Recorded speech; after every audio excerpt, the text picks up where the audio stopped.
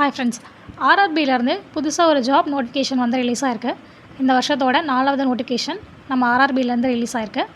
இதில் பார்த்தீங்கன்னா 3000க்கும் மேலே, அதாவது 3993 வேகன்சிஸ் வந்து டோட்டலாக அனௌன்ஸ் பண்ணியிருக்காங்க. ஆல் ஓவர் இந்தியா ஃபுல்லாக. நம்ம தமிழ்நாட்டிலையுமே வேகன்சிஸ் வந்து அனௌன்ஸ் பண்ணியிருக்காங்க. இப்போ வாங்க இது என்ன விதமான போஸ்ட்டு, இதுக்கு எப்படி அப்ளை பண்ணுறது, வேகன்சி டீட்டெயில்ஸு எல்லாமே இந்த வீடியோவில் ஃபுல்லாக பார்ப்போம். அதுக்கு முன்னாடி நம்ம ஆஸ்பிரன்ஸ் இன்ஃபோ சேனலுக்கு இப்போ தான் ஃபஸ்ட் டைம் பாருங்கன்னா கண்டிப்பாக நம்ம சேனலை சப்ஸ்கிரைப் பண்ணி பெல் ஐக்கானை கிளிக் பண்ணி வச்சுக்கோங்க. ஓகே, இதுதான் வந்து ஆர்ஆர்பியிலேருந்து ரிலீஸ் ஆயிருக்க இந்த டீட்டெயில்டு நோட்டிஃபிகேஷன். இதில் வந்து என்னென்ன போஸ்ட்டு கொடுத்துருக்காங்க அப்படின்னு பார்த்தீங்கன்னா, junior engineer and depot material superintendent, இந்த 2 போஸ்ட்டு கீழே தான் வேகன்சிஸ் வந்து அனௌன்ஸ் பண்ணியிருக்காங்க. ஃபர்ஸ்ட் இதில் கொடுத்துருக்க டென்டேட்டிவ் டேட்ஸ் எல்லாம் என்னன்றதை பார்த்துடலாம். Opening of online application. Online application date வந்து 14/8, நேற்றே வந்து ஓப்பன் ஆயிடுச்சு. 14th August. லாஸ்ட் டேட் வந்து 13th 9, அதாவது செப்டம்பர் மாதம் 13ஆம் தேதி வந்து லாஸ்ட் டேட் கொடுத்துருக்காங்க இதுக்கு ஆன்லைனில் அப்ளை பண்ணுறதுக்கு. 15th செப்டம்பர் வந்துட்டு ஃபீஸ் அப்ளிகேஷன், அதுக்கான லாஸ்ட் டேட். ஸோ அதுக்குள்ளே நீங்கள் ஃபீஸ் பேமெண்ட் வந்து பண்ணியிருக்கணும். நெக்ஸ்ட்டு வந்து விண்டோ கரெக்ஷனுக்குன்னு ஒரு டைம் வந்து கொடுத்துருக்காங்க. அதாவது நீங்கள் அப்ளிகேஷன் சப்மிட் ஆனதுக்கப்புறம் ஏதாவது கரெக்ஷன் பண்ணணும்னு நினச்சிங்கன்னா அதுக்கு ஒரு டேட்ஸ் வந்து தனியாக கொடுப்பாங்க. அது வந்து செப்டம்பர் 16th 25 வரைக்கும். இதுக்கான சேலரி பார்த்தீங்கன்னா லெவல் 6ல் 35,400 வந்து பேசிக் பே சொல்லியிருக்காங்க. ஜஸ்ட்டு பேசிக் பே மட்டும்தான் 35,000. அது போக உங்களுக்கு மற்ற அலவன்சஸ்லாம் சேர்த்து மந்த்லி சேலரி வந்துட்டு 50,000 வரைக்கும் உங்களுக்கான ஃபஸ்ட் மந்த் சேலரியாக இருக்கும். நெக்ஸ்ட்டு ஏஜ் லிமிட் வந்து 18 வயசு வந்து மினிமமாக இருக்கணும். அதிலேருந்து 33 வயசு வரைக்கும் இருக்கிறவங்க அப்ளை பண்ணலாம். சென்ட்ரல் கவர்மெண்ட் ஜாப் படி உங்களுக்கு அந்த நார்ம்ஸ் படி உங்களுக்கான ஏஜ் ரிலாக்ஸேஷன்ஸும் இருக்குது. அதை வந்து நான் கீழே சொல்கிறேன். டோட்டலாக வந்து 3993 வேகன்சிஸ். இது வந்து ஆல் ஓவர் இந்தியா ஃபுல்லாக. தமிழ்நாடு பொறுத்த வரைக்கும் உங்களுக்கு 360+ வேகன்சிஸ் வந்து கொடுத்துருக்காங்க. ஏஜ் ரிலாக்ஸேஷன்ஸ் பொறுத்தவரை SC/STயாக இருக்கீங்க அப்படின்னா 5 years வரைக்கும் ரிலாக்ஸேஷன்ஸ் இருக்குது. OBCயாக இருந்தால் 3 years வரைக்கும் கொடுக்குறாங்க.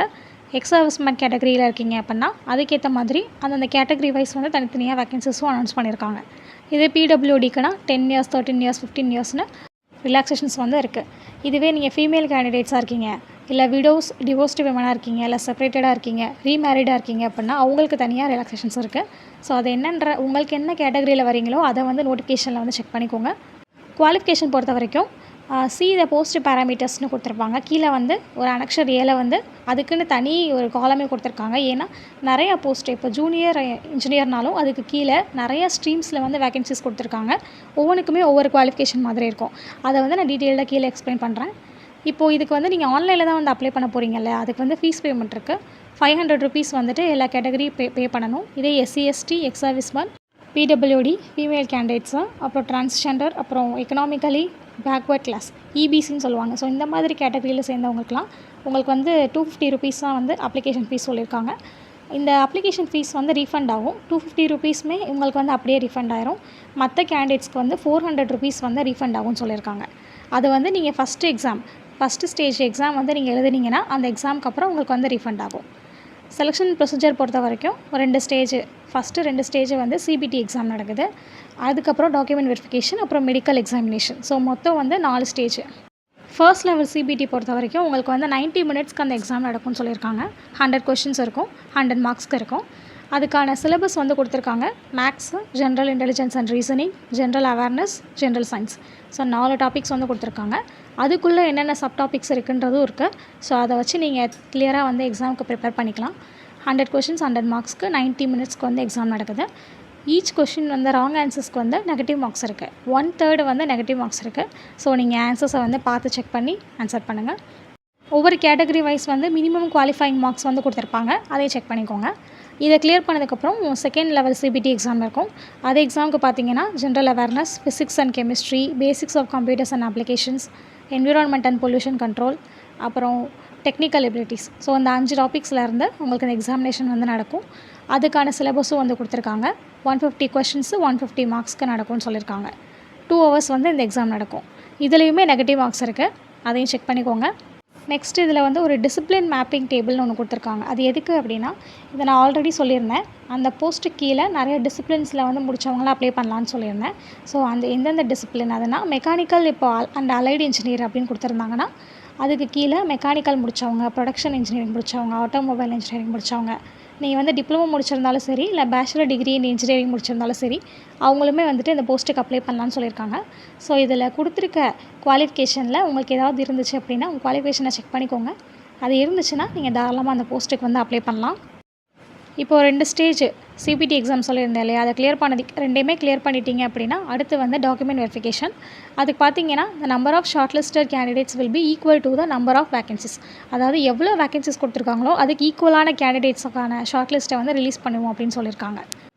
நெக்ஸ்ட்டு இந்த காலமில் பார்த்தீங்கன்னா போஸ்ட் பேராமீட்டர்ஸ் கொடுத்துருக்காங்க. அதாவது இப்போ ஜேஇ போஸ்ட்டுக்கு கீழே ஒவ்வொரு டிசிப்ளின்லேயுமே உங்களுக்கு வந்து வேகன்சிஸ் வந்து கொடுத்துருக்காங்க. இப்போது எலக்ட்ரிக்கல்னு கொடுத்துருந்தாங்க அப்படின்னா அதுக்கு வந்துட்டு 3 years diploma in mechanical, electrical, electronic engineer அது முடித்தவங்க அப்ளை பண்ணலாம். அப்படி இல்லைன்னா combination of any substream of basic streams of mechanical. அதாவது சில பேர் வந்து இப்போது எலக்ட்ரிக்கல்னு கொடுத்துருந்தா எலக்ட்ரானிக் அண்ட் எலக்ட்ரிக்கல்ஸ் வந்து முடிச்சிருப்பாங்க, இல்லை எலக்ட்ரிக்கல் அண்ட் இன்ஸ்ட்ருமெண்டேஷன் வந்து முடிச்சிருப்பாங்க. ஸோ இந்த மாதிரி காம்பினேஷனாக முடித்தவங்களுமே ஏதாவது ஒரு ஸ்ட்ரீம் வந்து இவங்க கேட்டிருக்கிறதுல முடிச்சிருந்தீங்கன்னா அவங்களும் வந்துட்டு இந்த போஸ்ட்டுக்கு வந்து எலிஜிபிள் தான். இந்த மாதிரி ஒவ்வொரு போஸ்ட்லேயுமே ஒவ்வொரு டிசிப்ளினுக்கு கீழே இந்த மாதிரி குவாலிஃபிகேஷன்ஸ் வந்து கொடுத்துருக்காங்க. அதை வந்து தெளிவாக செக் பண்ணிக்கோங்க. டிப்ளமோ முடித்தவங்க, பேச்சுலர் டிகிரி இன் இன்ஜினியரிங் முடித்தவங்க, சிவில் இன்ஜினியரிங் முடித்தவங்க, இந்த மாதிரி நிறையா பேருக்கு வந்து இன்ஜினியரிங் முடித்தவங்களுக்கு இதில் வேகன்சிஸ் இருக்குது. இந்த நோட்டிஃபிகேஷனில் அதை கிளியராக செக் பண்ணிவிட்டு அப்ளை பண்ணிக்கோங்க. கிட்டத்தட்ட டோட்டலாக பார்த்தீங்கன்னா ஒரு 37 விதமான போஸ்ட்டு வந்து இருக்குது.